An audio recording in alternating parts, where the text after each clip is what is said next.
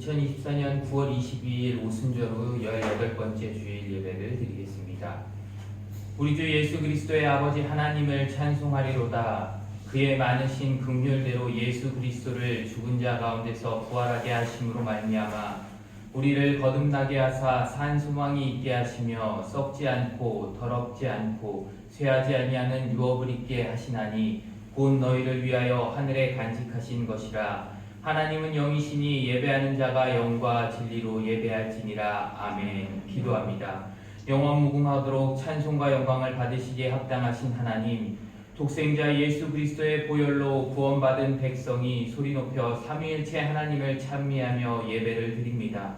예배하는 저희는 오직 하나님 한 분으로 기뻐하오니 예배하는 모든 성도의 의를 정오의 빛같이 나타내 주옵소서. 저희의 입술은 하나님의 성원을 찬양하게 하시고 저희 영혼은 저희를 구원하신 예수님의 은혜를 자랑하며 선포하게 하옵소서. 예수님의 이름으로 기원하옵나이다. 아멘.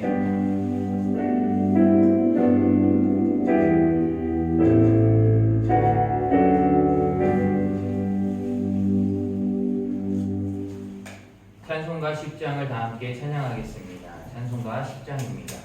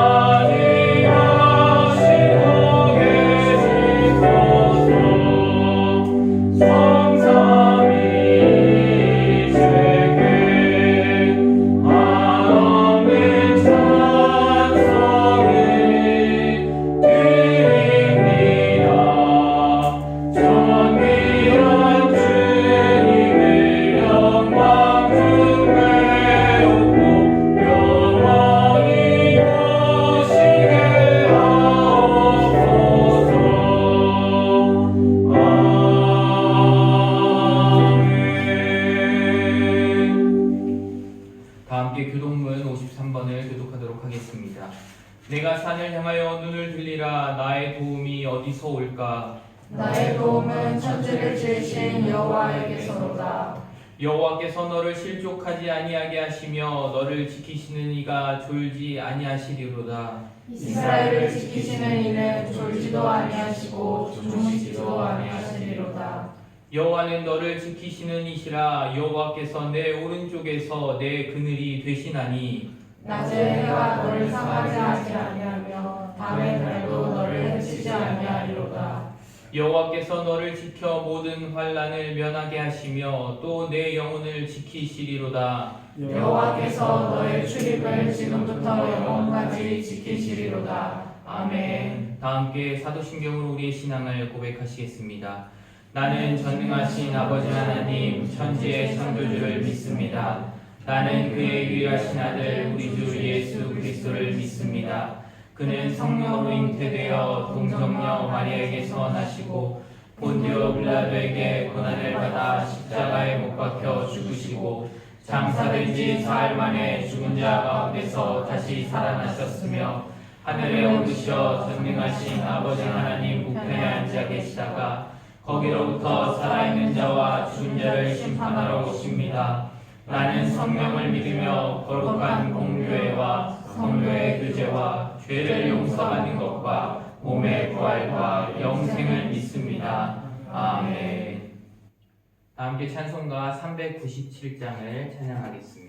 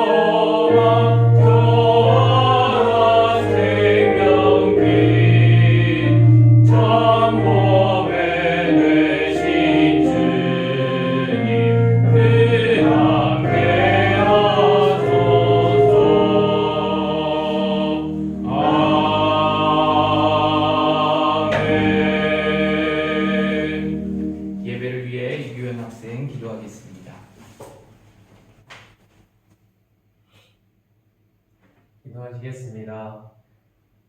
사랑이 많으신 하나님 아버지, 저번 한 주간도 우리를 지켜주시고 주님 앞에 나오게 해주신 감사드립니다.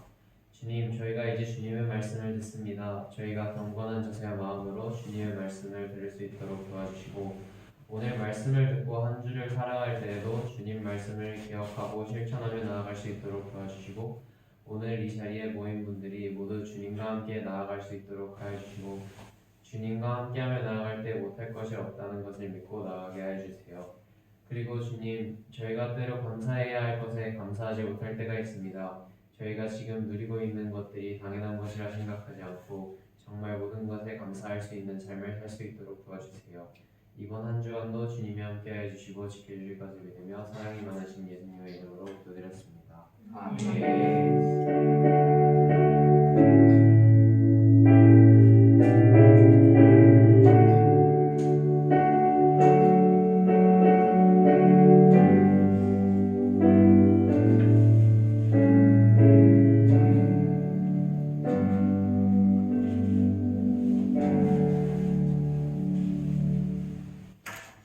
오늘 우리에게 주시는 하나님의 말씀은 사도행전 4장 32절에서 37절의 말씀입니다. 사도행전 4장 32절에서 37절의 말씀을 한 절씩 교독하겠습니다. 기록된 하나님의 말씀입니다. 믿는 무리가 한 마음과 한 뜻이 되어 모든 물건을 서로 통용하고 자기 재물을 조금이라도 자기 것이라 하는 이가 하나도 없더라. 사도들이 큰 권능으로 주 예수의 부활을 증언하니 우리가 큰 은혜를 받아. 그 중에 가난한 사람이 없으니 이는 밭과 집 있는 자는 팔아 그 판 것의 값을 가져다가 사도들의 발 앞에 두매 그들이 각 사람의 필요에 따라 나누어 주매라. 구브로에서 난 레위족 사람이 있으니 이름은 요셉이라. 사도들이 일컬어 바나바라, 번역하면 위로의 아들이라 하니, 그가 같이 있음에 따라 그 값을 가지고 사도들의 발 앞에 두니라. 아멘. 기도합니다. 사랑의 하나님 아버지 감사합니다. 거룩한 주일 주님 전에 모여 예배할 수 있게 하여 주심 너무나도 감사합니다. 우리가 이 예배하는 시간 온전히 주님만을 높이고 주님께 영광 돌리는 시간 되어지게 하나님 인도하여 주시고, 또한 이 시간 주님의 말씀을 듣습니다. 이 말씀을 들을 때 사람의 말로 듣는 것이 아니라 하나님의 말씀으로 듣게 하여 주시고, 온전히 그 말씀에 따라 순종하며 나아가는 삶이 되어지게 하나님 인도하여 주시옵소서. 성령님 이 시간 함께하여 주셔서 우리에게 지혜를 허락하여 주시고 말씀을 깨달아 밝히 알아가는 시간 되어지게 하나님 인도하여 주시옵소서. 모든 것 주님께 맡겨드리며 우리를 구원하신 예수 그리스도의 이름으로 간절히 기도합니다. 아멘. 네, 저희는 지금 사도행전을 계속해서 이어서 보고 있습니다. 베드로와 요한이 사내들인 공회에서 풀려난 이후에 동료들에게 갔습니다. 그리고 그들과 함께 천지 만물을 창조하신 전능하신 하나님께 기도합니다. 그리고 모든 것이 하나님의 계획하신 가운데 이루어졌음을 고백합니다. 예수님이 이 땅에 오셔서 십자가에 달리시고 또한 수많은 사람들로부터 종교 지도자들로부터 오히려 십자가에 달리는 수모를 겪으셨지만 그것이 그냥 되어진 것이 아니라 모든 것이 하나님의 계획 가운데 있었음을 고백하고 있는 것입니다. 그리고 자신들의 필요를 하나님께 구하지 않고 한마음으로 하나님의 계획하심을 이루기 위해 모였음을 고백하며 오직 하나님의 말씀을 담대하게 전하게 해달라고 기도하였습니다. 그리고 나서 이적과 기사를 통해 자신들의 이름이 아닌 예수 그리스도의 이름이 선포되게 해달라고 기도하였습니다. 그렇게 기도가 마치고 난 이후에 그들이 모인 곳이 진동하기 시작합니다. 그리고 그곳에 성령님이 임하셔서 그곳에 모인 모든 사람이 성령 충만하여 하나님의 말씀을 전하게 되었습니다. 이 말씀이 오늘 읽었던 말씀 바로 앞에 있는 말씀입니다. 이렇게 성령 충만을 받은 사람들은 주님을 전하고 또한 그 주님의 그 사랑을 행하기 시작합니다. 32절에 믿는 무리가 한 마음과 한 뜻이 되어 모든 물건을 서로 통용하고 자기 재물을 조금이라도 자기의 것이라 하는 이가 하나도 없더라 라고 말씀합니다. 믿는 무리가 한 마음과 한 뜻이 되어 성도들이 한 마음과 한 뜻으로 기도했던 것 같이 성령 충만함을 받고 나니 한 마음과 한 뜻이 되어 자신의 것을 나누기 시작했다고 합니다. 한 마음이 되려면 지금 성령 충만해야 됨을 앞에 전제하고 있습니다. 인간의 의지로 한 마음이 될 수도 있습니다. 회사 안에서 한 가지 프로젝트를 놓고 한 마음을 가지고 그 일을 해결하고 이루어 나가고 하는 것들도 있습니다. 하지만 그 한 마음이라는 것이 계속 지속될 수 있을까요? 인간들이 모여서 한 마음을 가지고 무언가를 하지만 그것이 계속적으로 지속되어져서 잘 이루어지는 경우들을 보기가 어렵습니다. 왜냐하면 자기 자신을 생각하게 되고 또 누군가는 이익을 받고 누군가는 이익을 덜 받고 하는 그런 것들 때문에도, 아니면 말 한마디에 상처를 받아서 어떻게 보면 작은 일에 상처받아 그 모임은 깨어지게 되는 것들을 많이 보게 됩니다. 성도의 교제가 활발하여 성도들이 한 마음으로 봉사하고 헌신한다고 해도 성령의 충만함이 없다면 교회 안에서도 그것이 지속될 수 없음을 봅니다. 혹시 교회 안에서 싸우는 것들을 보신 적이 있으신가요? 네, 있으실 겁니다. 다 믿는 사람이라고 하지만 그 안에서 언성이 높아지기도 하고, 단위도 본 적이, 둘이요. 누나하고 싸운 적이 있다고요. 그렇게 되는 것들을 볼 수 있습니다. 왜 그럴까요? 왜 싸우게 될까요? 교회 안에서. 어떻게 보면 자기 자신을 조금만 더 내려놓고 배려했다면 그런 것들이 나타나지 않을 수 있습니다. 정말로 이 사람이 나의 가족이다 라고 생각했다면 싸울 수도 있죠. 가족도 싸우니까요. 하지만 그게 아니라 교회 안에서 정말 그 사람을 먼저 생각하고 주님의 사랑으로 그 사람을 대했다면 싸우지 않을 수 있습니다. 이것이 세상과 교회와 다른 점이라고 얘기할 수도 있지만 성령 충만하면 그 관계, 한마음이 되는 것들은 계속되어질 수 있다는 겁니다. 그리고 지금 말씀에서 보면 모든 물건을 서로 통용했다고 합니다. 혹시 주변에 내 거 막 주고 이렇게 하시는 분 계신가요? 이거 너 가져, 너 써, 이렇게 하시는 분 계세요? 없죠. 현재 시대에서는 아마 가족들끼리도 내 거를 마음껏 주지 못할 수 있다고 생각해요. 그러지 못하기 때문에 실은 부모님이 돌아가셔서 재산을 상속받을 때에도 그 우애 좋던 형제들도 깨어지는 분들 많이 봅니다. 그런 것을 봤을 때 인간적으로 사람들과의 관계로 한 마음을 가진다는 건 쉽지 않다는 것입니다. 정말로 지금 말씀처럼 성령 충만했기 때문에 자신의 것을 아무 거리낌 없이 줄 수 있었습니다. 이것은 복음을 전하는 것만 아니라 그들의 생활이 변화되었다는 사실을 나타냅니다. 그곳에 모인 무리들에게 가족이라는 의식이 생긴 건데요. 흔히들 주님 안에 한 가족이라고 얘기하죠. 교회에서. 한 가족이라고 합니다. 그런데 말만 가족일 때가 더욱더 많이 있습니다. 진짜 가족이라면 아픈 사람, 어려운 사람을 보고 나 몰라 할 수 있을까요? 내 가족이 아픈데. 없을 것입니다. 성령 충만한 사도들은요, 자신의 것을 서로 통용하였습니다. 그리고 자기 재물을 조금이라도 자기의 것이라 하는 이가 하나도 없더라라고 합니다. 성령 충만하게 되니 첫 번째 하나님의 말씀을 담대하게 전하게 되었고, 그리고 생활의 변화가 나타나게 되었습니다.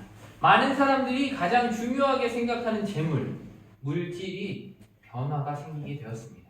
이 땅에 사는 동안 사람들이 물질에 대한 애착을 많이 갖습니다. 성령님께서 역사하시니 물질에 대한 의식 자체가 변화하게 된 것입니다. 자기 소유를 형제들과 아낌없이 나누었습니다. 내 주변의 사람들에게 아낌없이 나누었습니다. 은혜가 충만하게 되면 내가 가진 모든 것들이 다 하나님께로부터 받은 것인 줄 깨닫게 됩니다. 내 것이 아니라 하나님이 나에게 주신 것이구나. 이것이 하나님의 것이구나 라는 것을 깨닫게 되니 형제들과 얼마든지 나눌 수 있게 되는 것입니다. 그런데 이런 은혜를 교회에 다니는 모든 분들이 다 지식으로는 알고 계십니다. 지식으로는 알고 있지만, 성경으로 봐서 알고 있지만 그것을 실천하지 못하는 경우들이 많이 있습니다. 그러나 성령 충만하게 되면 모든 것이 하나님의 은혜이고 하나님의 것이라는 것을 깨닫고 나누게 되어진다는 것입니다. 교회에 다니는 사람들 가운데는 세상 사람 못지않게 물질뿐만 아니라 자기 것에 대한 애착이 강한, 즉 인색하고 이기주의적인 사람들도 있습니다. 내 것이 아닌데요, 내 부서, 봉사하고 있는 그 부서의 것이라고 다른 사람한테 못 빌려준다고도 합니다. 이거 누구 건데요? 하나님의 건데 꼭 내 것이냐? 그렇게 하는 경우들이 있습니다. 그러나 성령 충만함을 받게 되면 변화가 일어나게 됩니다. 그러므로 자기 소유를 아낌없이 나눌 수 있음은 성령 충만함을 받았다는 증거입니다.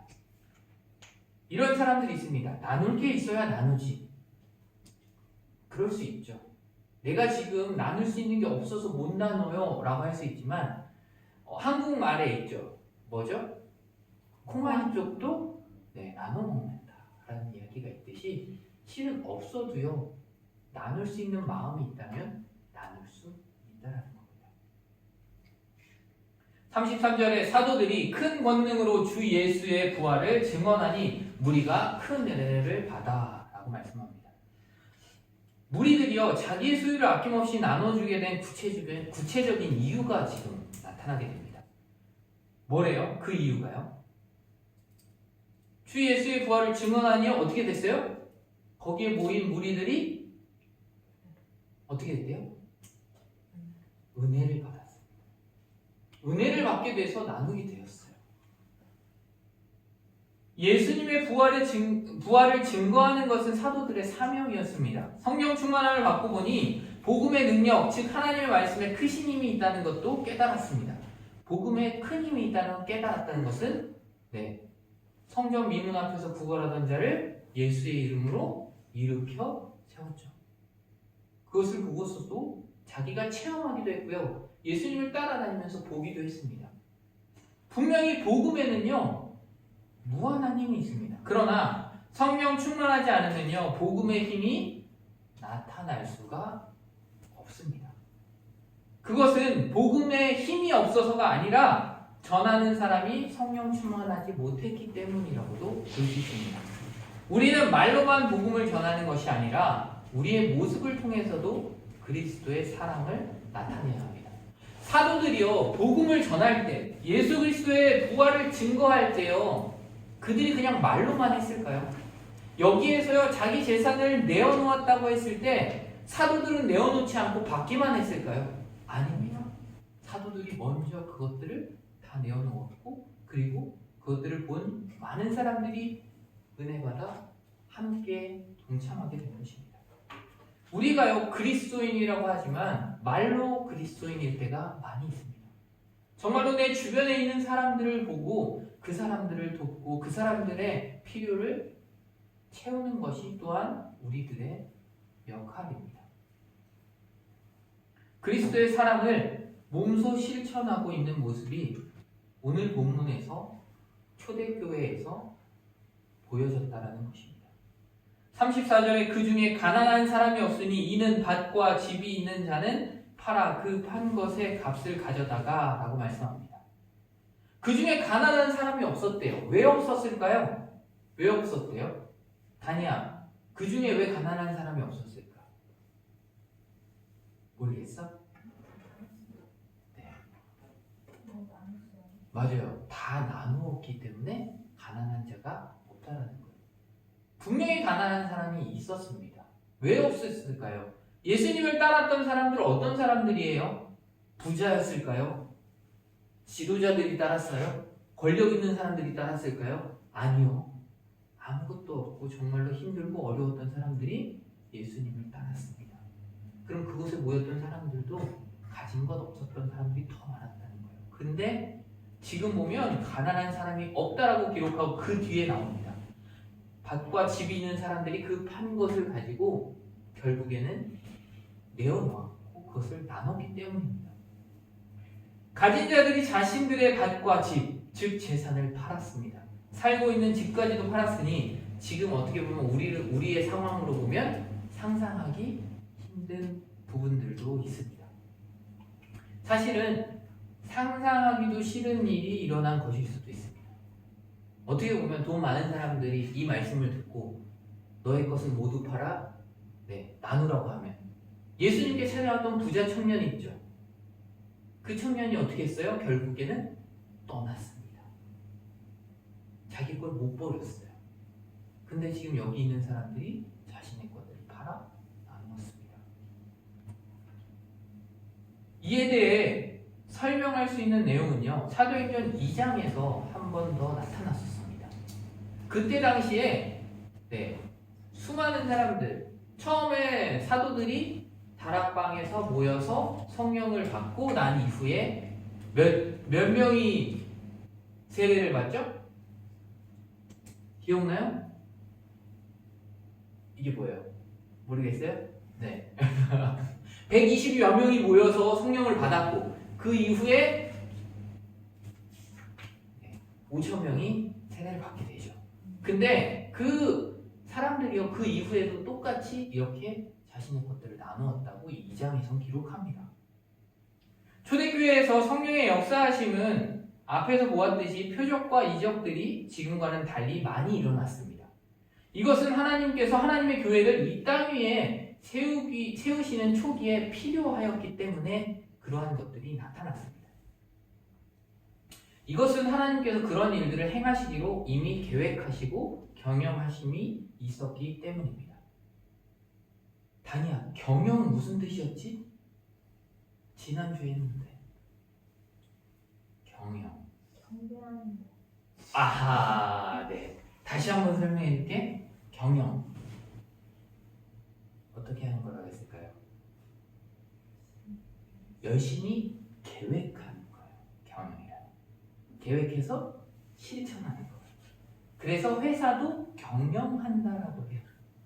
자, 하나님이요 그것들을 직접 경영하셨다는 거예요.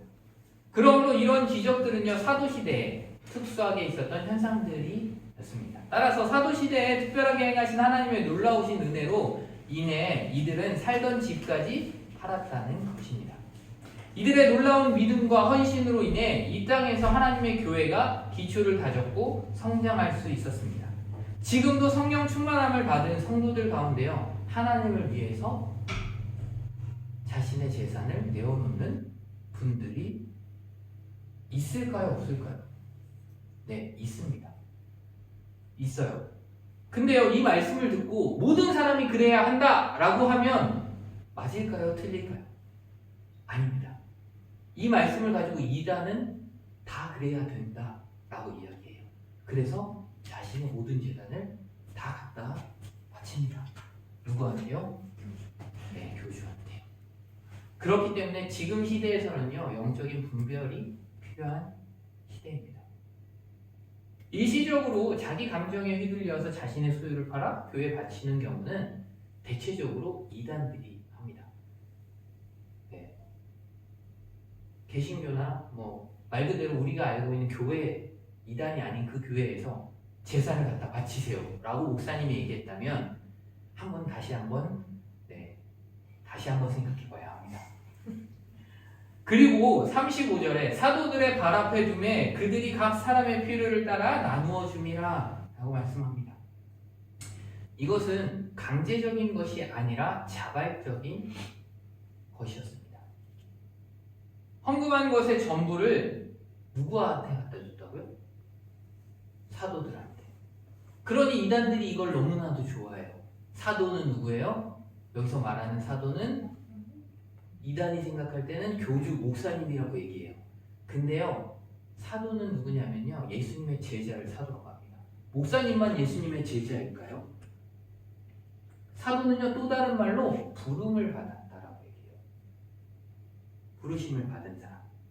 근데요 목사님만 부르심을 받은 게 아니에요. 여기 있는 모든 사람들이 부르심을 받고 지금 하나님께 나와 예배하고 있는 것입니다. 그러니 목사님한테 교주한테 갖다 바치라고 하는 건 잘못된 해석입니다. 여기에서 사도들 앞에 놨다는 얘기는 그 당시에 실은 어떻게 보면 다 이제 막 세례를 받았고 이제 그리스도를 알게 된 사람들이었어요. 그 사람들이 은혜를 받아서 그것을 가지고 자기에게 전했던 사람들 앞에 놨다라고 해석할 수 있지만 이것은 뭐냐면 교회에 드렸다라고 볼 수 있는 헌금입니다. 개인에게 준 게 아니라 헌금이라는 것입니다. 그리고 개인적인 판단에 자기 돈을 나누어 주지 않았습니다. 사도들은요. 뭐래요? 각 사람의 필요를 따라 나누어 주었다고 합니다. 그렇다면 만약에 이게 내가 잘 아는 사람은 많이 주고 내가 모르는 사람은 적게 주고 막 이런 일들이 일어났다면 그 뒤에 성경에서 뭐라고 기록했을까요? 그 무리가 싸워 깨졌다라고 기록하겠죠. 하지만 그런 일들이 일어나지 않습니다. 그렇습니다. 교회에 헌금하여 교회가 하도록 함이 훨씬 더 효과적이고 그리고 이 사실을 성경에서 기록했다는 것이 바로 하나님의 뜻이라는 것입니다. 그들이 각 사람의 필요를 따라 나누어 준 그들이라는 것은 바로 사도들인데요. 교회, 즉 공동체를 의미합니다. 그러면 사도라 했으니 아까 말씀드린 것처럼 목사님이 알아서 처리하는 것이 아니라는 거예요. 현대는 성도들 모두가 주님의 제자들이고 사도직을 가졌음을 알아야 합니다. 우리는요 만인 제사장이라고 합니다. 그래서 현대교회는요 재직회가 있고 당회라는 것들이 조직되어 있어요. 한국교회는 그렇죠. 네, 이렇게 해외 한인교회에는 당회가 있는 곳도 있고 없는 곳도 있어요. 왜냐하면 큰 교회들은 그런 것들이 되어 있지만 없는 것도 있지만 교회들은 이러한 것들을 두어 같이 논의하고 그것들이 잘 사용되어지게 회의하고 같이 의견을 모아 한 곳에 그것들을 사용하게 됩니다. 자기들 마음 내키는 대로 하나님의 헌금을 나눈 것이 아니라 각 사람의 필요에 따라 나눠주었다고 합니다. 사도들의 판단대로가 아니라 이는 성령 충만하여 성령님이 주시는 지혜로 나누었다는 것을 의미합니다. 인간적인 생각으로 나누었다면 분명 비교하고 시기하는 모습들이 나타났을 것입니다. 그러나 그러한 모습들이 없이 필요에 따라 성령님이 주신 지혜로 나누었습니다. 우리도 우리가 가지고 있는 것을 함께 나눌 수 있어야 합니다. 우리가 갖고 있는 모든 것이 누구의 것이기 때문에요? 하나님의 것이기 때문입니다. 그것을 잊지 말아야 합니다. 그리고 그것을 정말로 내 입술로 내 것이 아니라 하나님의 것이라는 것을 고백하며 그것을 필요에 따라 나눌 수 있어야 합니다. 36절에 구브로에서 난 레위족 사람이 있으니 이름은 요셉이라 사도들이 일컬어 바나바라 번역하면 위로의 아들이라 하니 라고 말씀합니다. 단이 혹시 구브로가 어딘지 알아? 구브로. 목사님 설명해 줄게. 구브로가 어딘지. 지금 시대의 구브로가 어딘지 설명해 줄 거야. 잘 들어봐. 예루살렘? 아니고 어디 안 거기 아니고 잘 들어봐.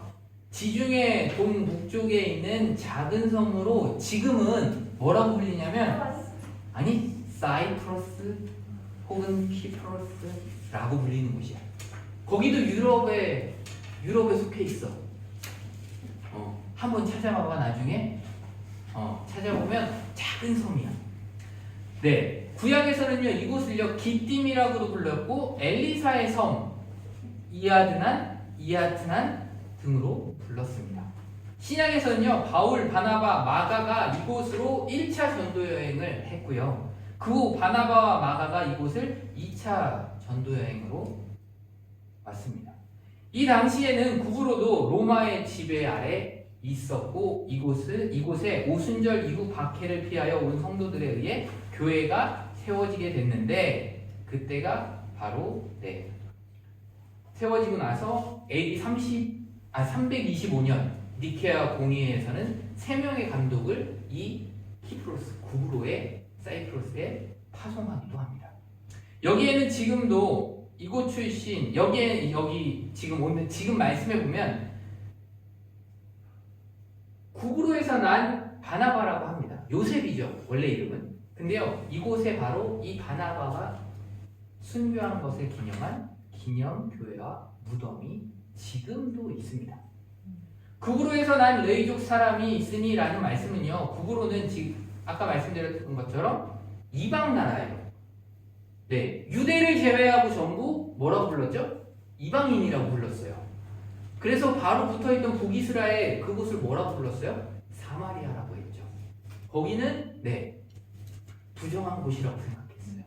그러니까 다 이방이었어요. 근데 구약 시대까지만 해도 유대만 선택받은 민족이라고 얘기했지만 신약에 와서는 이제 어떻게 돼요? 예수님도 사마리아에 가시고 결국에는 수많은 제자들이 사방으로 이방 나라로 나아갑니다. 그리고 로마의 박해로 인해서 실은 여기에서 보면 구브로의 레위족이라고 얘기해요. 레위는 뭐 하는 사람이에요? 레위 족속은 어떤 사람들을? 제사장도 있고요. 그리고 성전에서 일을 하고 섬기는 사람들, 찬양하는 사람들, 이런 사람들을 레위 사람들이라고 했어요. 근데 이 바나바가요, 이 요셉이 레위족이래요. 근데 어떻게 이방 나라에 있을까요? 어떻게 이방 나라에 있었을까요? 이것은요 바로 로마의 박해 때문에. 이 당시에 로마가 지배하고 있었어요. 예수님이 십자가 달려 죽으셨을 때 로마가 지배하고 있었죠. 그래서 로마 총독 빌라도가 예루살렘에 있었던 거죠. 결국엔요 수많은 유대인들이 그 당시에 사방으로 퍼졌어요. 그래서 그들을 흩어진 유대인, 디아스포라 유대인이라고 표현했습니다. 바나바의 혈통은요 레이족인데요. 구약시대 레이족들은 그렇게 하나님을 섬기는 사람들이었습니다. 그 당시에 바로 박해가 심했기 때문에 사방으로 퍼졌는데 사도행전 2장 5절에 보면요 오순절을 지키려고 예루살렘으로 사람들 유대인들이 모이는데요. 그 말씀이 뭐냐면 그때의 경건한 유대인들이 천하 각국으로부터 와서 예루살렘에 머물렀다라고 말씀합니다. 천하 각국에서 예루살렘을 왔대요. 그 얘기는 유대인들이 이미 이방 나라에 다 있었다라는 얘기입니다. 여러 곳에 흩어져 살았던 유대인이 많았음을 알 수 있습니다. 구브로에서 난 레이족 사람이 있으니 이름은 요셉이었다고 합니다.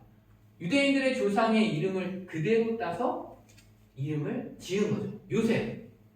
누군지 아시죠? 요셉이라는 이름이 구약에 나타난 그 요셉 한 명일까요? 아니요. 네, 엄청나게 많아요. 근데 이렇게 실은 아브라함도 많고요. 되게 데이빗도 많아요. 다윗도 많죠. 예수님은 예슈아, 여호수아가 예수님하고 같은. 네, 그렇게 돼요. 그러니까 실은 유대인들은 그렇게 이름을 같이 사용했습니다. 근데 한국은 그렇지 않죠. 네, 성을 같이 따고 오고 그리고 나서 학렬에 맞춰서 돌림자가 있을 뿐이지 이름을 똑같이 쓰진 않죠. 네, 사도들이 일컬어 바나바라고 하는데요. 바나바를 번역하면 뭐래요? 위로의 아들. 근데요, 이게 개역개정에서는 위로의 아들이라고 하는데요. 그 전 개역개정 되기 전에는 권위자라는 표현도 썼습니다. 이게 뭐냐면요, 바나바라고 이제 쓴 그 원어를 보면 위로의 아들 또는 권위자라는 뜻이 있습니다. 부유한 집안의 출신이었고요. 그는 자신의 가진 재산을 교회 앞에 내놓았고 착하고 믿음과 성령이 충만한 사람이라는 칭찬을 받았던 사람입니다. 바나바는요, 다메섹 도상에서 예수님을 만나 변화된 누구? 다메섹 도상에서 누가 변화됐어요? 예수님을 만나서 사울이 바울로 변화됐죠. 그 사울을 예수님의 제자들이 받아들이려고 하지 않을 때 왜요? 왜 받아들이지 않으려고 했어요? 아직도 박해. 맞아요. 몰래. 아직도 박해하고 예전에 유대인들이 그리스도인들을 박해했던 것처럼 사울이 그들을 잡아다가 감옥에 가두고 했기 때문에 그것이 두려워 받아들이지 않으려고 했어요. 그때요, 그를 데려가서 바울이 겪은 일들을 설명해주고 변호해준 사람이 누구냐? 바로 바나바입니다. 그는요, 안디옥 교회에서 사역하던 중 다소에 있는 바울을 데려와서 함께 무리를 가르쳤고요. 이들의 가르침을 받은 안디옥 사람들은 그리스도인이라는 별명을 처음으로 듣게 됩니다. 바울 사도와 함께 구제금을 가지고 예루살렘으로 전달하는 중요한 책임을 맡기도 했고 돌아오는 길에 조카 마가라는 하는 요한을 데리고 오기도 했습니다. 바나바, 이 위로의 아들이란 말은요, 권력이나 위력으로 남을 억누르는 자라는 뜻이 아니라 권면하고 위로를 잘하는 사람이라는 뜻입니다. 바나바는 남을 위로하고 권면하는 일을 참으로 잘했던 사람이어서 요셉이라 불리지 않고 계속해서 뭐라고 불려요? 성경에 뭐라고 쓰여요? 처음에만 이렇게 요셉이라는 이름을 가졌다고 나오고 그 다음부터는 바나바라고만 쓰여집니다. 자, 교회에서 별명을 가진 권사님들이 있어요. 간혹 아멘을 예배 시간에 너무 잘해서 아멘 권사님, 그런 분들도 있고 이렇게 바나바라는 이름 자체도 실은 사도들로부터 불려지기 시작했던 별명이었던 겁니다. 이렇게 바나바가 남들을 위로하고 그들을 권면하고 했던 것들이 바로 그 이름으로 남게 되어 기록되어진 겁니다. 그래서 바나바가 아니었다면 바울이 그토록 훌륭한 사도가 될 수 없었을 가능성도 있지 않을까라고 생각하기도 합니다. 하지만 하나님이 하셨으면 바나바가 아니어도 하셨겠지만 하나님이 계획하셨기 때문에 바울 옆에 바나바를 붙이셨던 것입니다. 바울은요, 기독교인들을 엄청나게 핍박하고 죽이기까지 했던 전통적인 유대교의 사람이었어요. 그래서 실은 제자들이 그를 너무 두려워했어요. 받아들이지 않으려고 했죠. 하지만 바나바가 제자들을 설득했고 결국엔 바울과 함께 하게 됩니다. 이러한 바나바에 대해서 길게 기록하진 않지만 이 위로의 아들이었던 그 사람의 신앙을 우리는 배워야 합니다.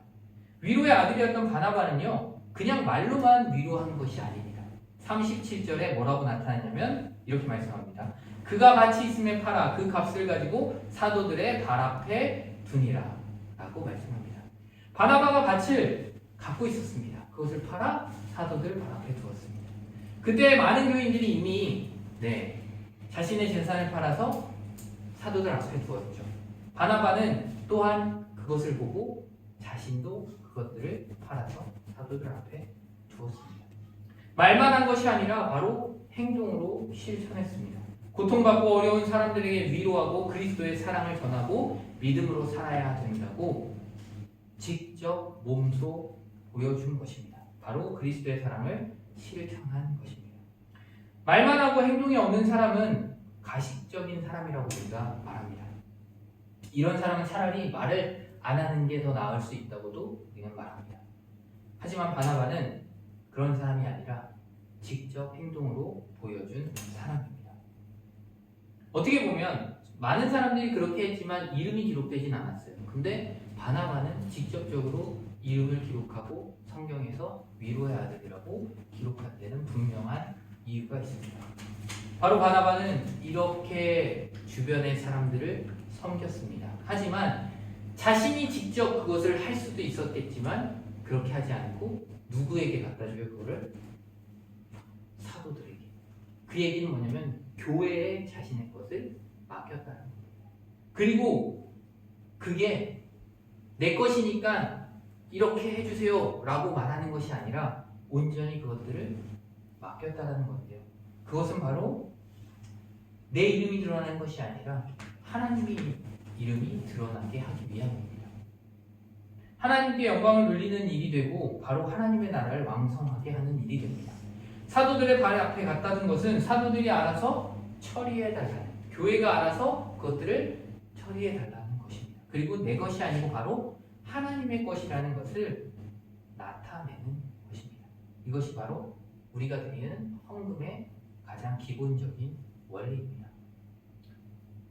말씀을 정리합니다. 우리는 우리가 받은 은혜, 사랑을 전해야 됩니다.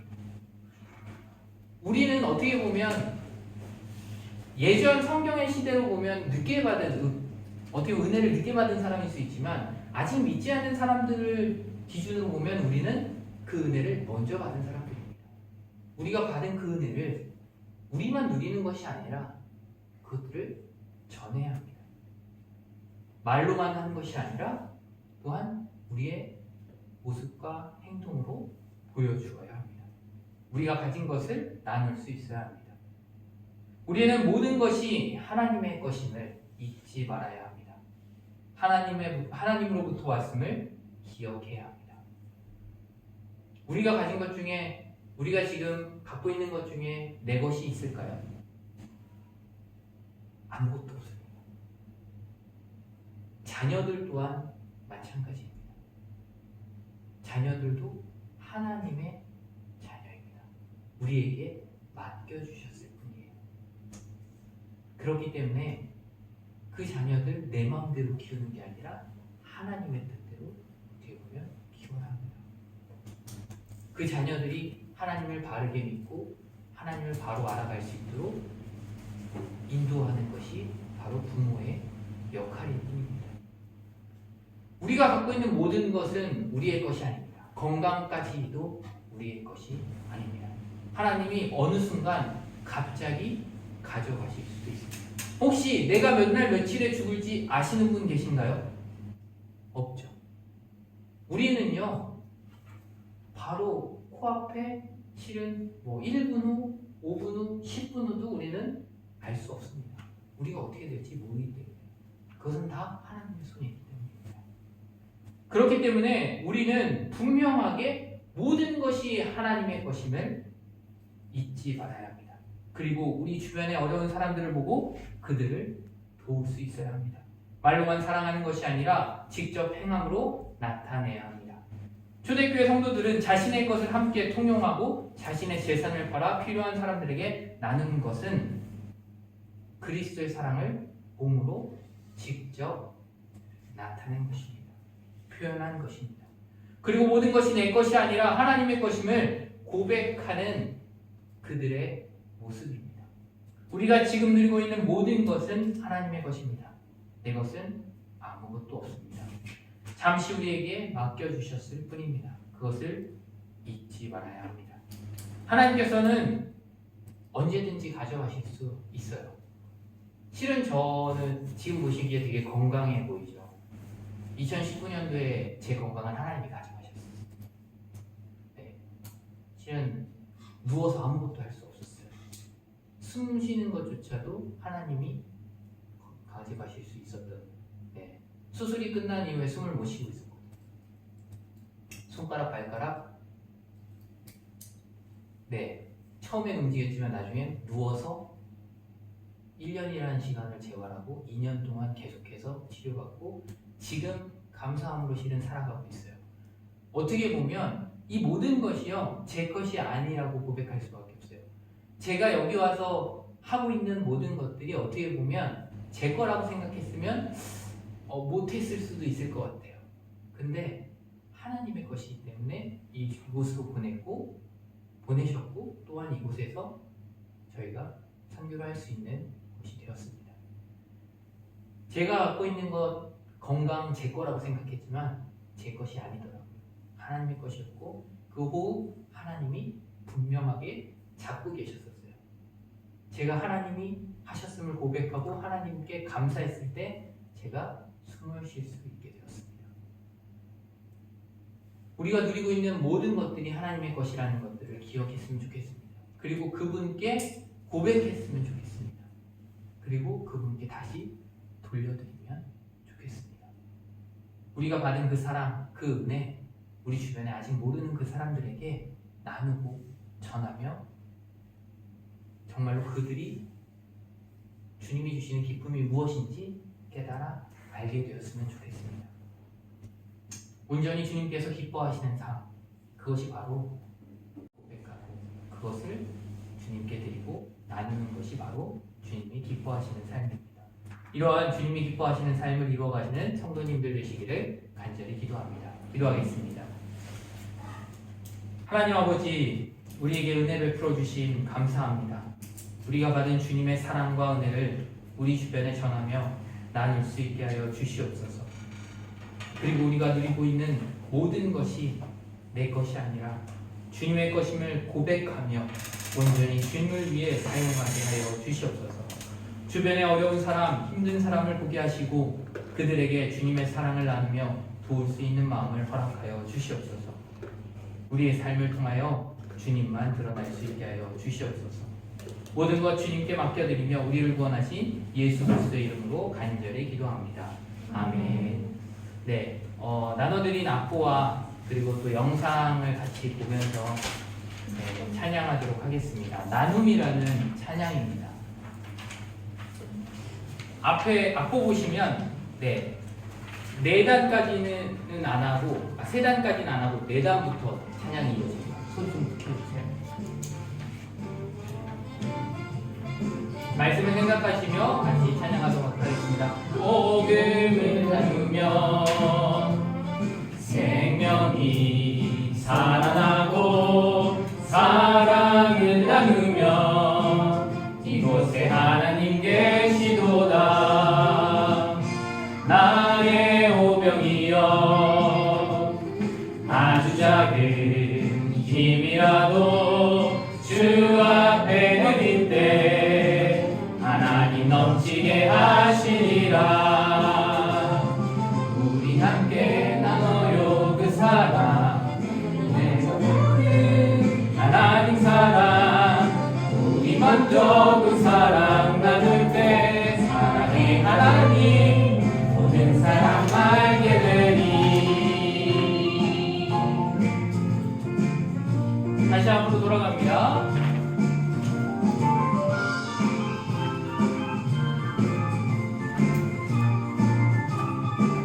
나가진 모든 것 나가진 모든 것 하나님이 맡기신 것 움켜쥐지 않고 내 것을 아는데 행복하니 내 작은 마음을 기다리는 사람인데 순종의 나눔이 세상을 행복하게 하리라. 우리 함께 나눠요 그 사랑 먼저 받은 하나님 사랑 우리 먼저 그 사랑 나눌 때 사랑의 하나님 모든 사람 알게 되니 우리 함께 나눠요 그 사랑 먼저 받은 하나님 사랑 우리 먼저 그 사랑 나눌 때 사랑의 하나님 모든 사람 알게 되니 사랑의 하나님 모든 사람 모든 사람 모든 사람 알게 되니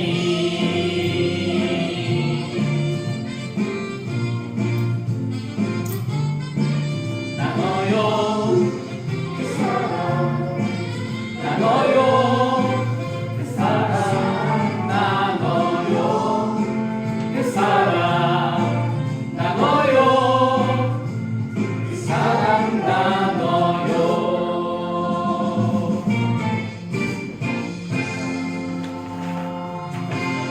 아멘. 50장 1절 찬양 부르며 봉헌하도록 하겠습니다.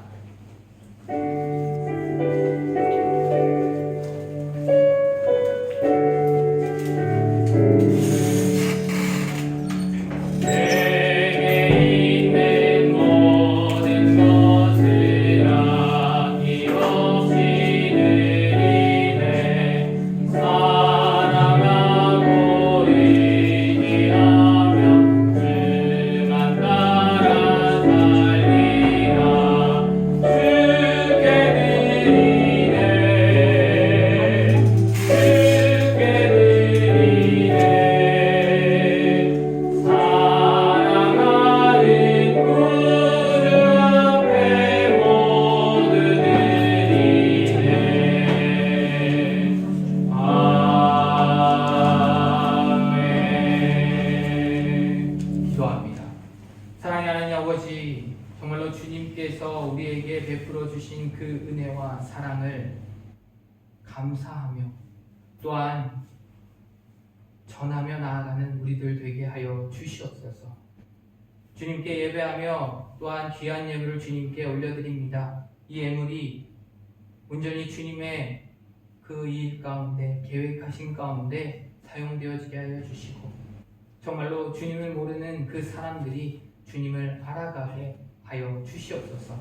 예물을 드린 손길들 가운데 주님 함께 하여 주시고 복을 더하여 주시며 차고 넘치고 나누고 베풀 수 있는 은혜가 있게 하여 주시옵소서.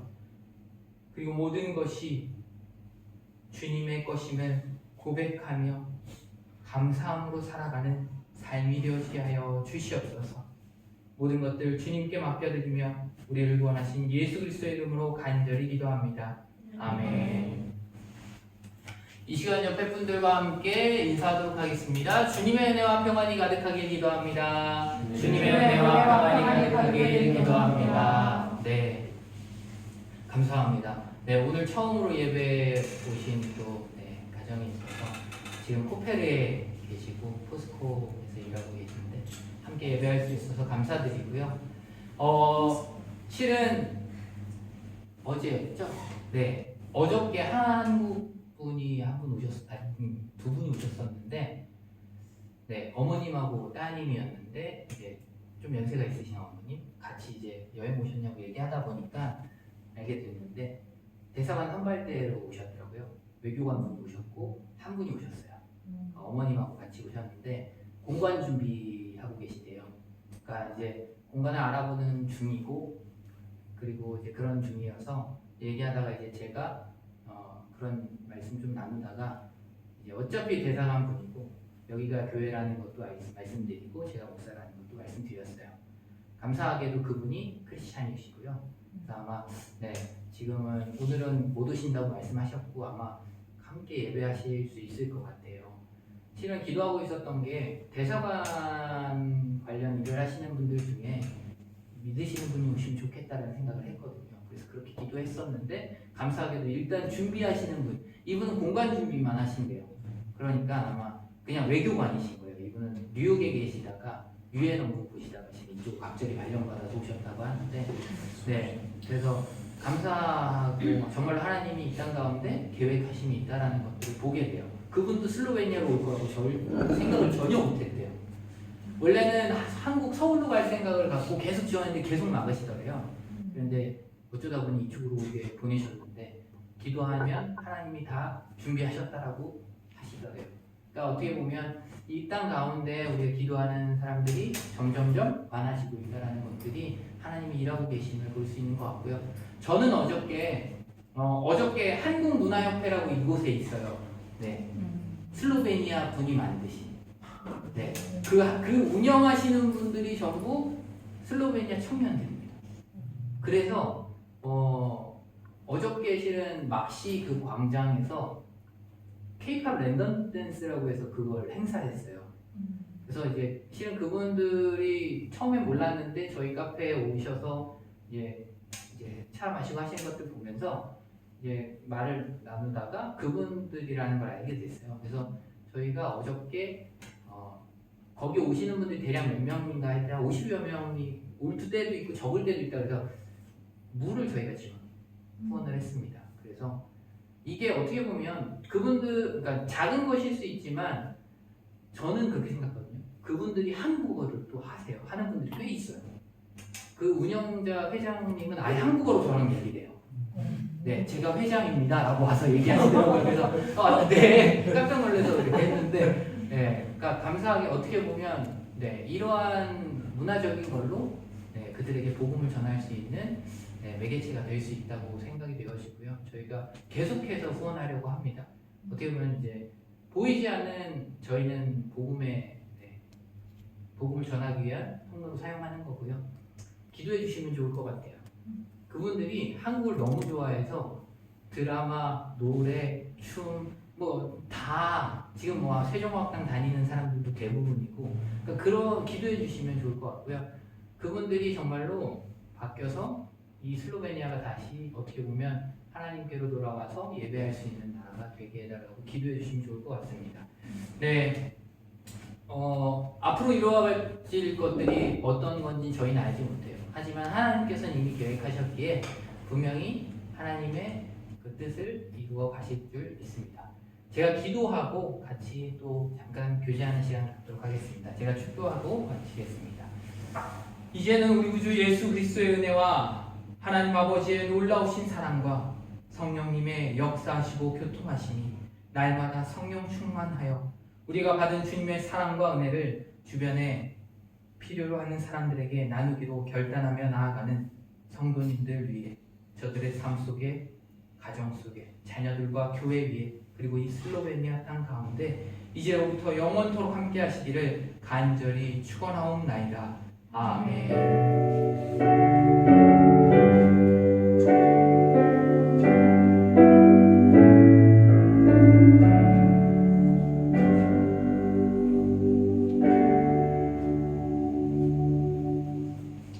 감사합니다.